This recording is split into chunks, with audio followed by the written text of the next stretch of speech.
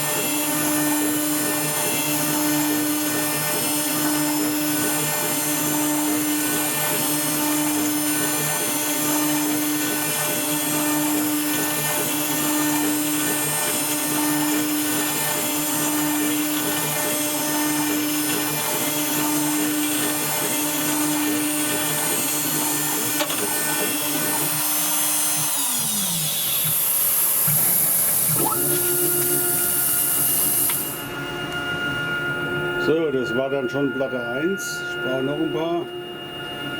Die machen wir jetzt einfach mal.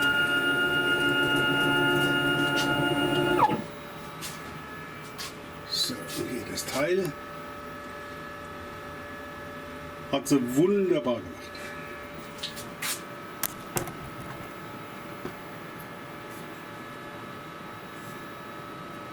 Ich wünsche euch was, euer Micha Plus Team.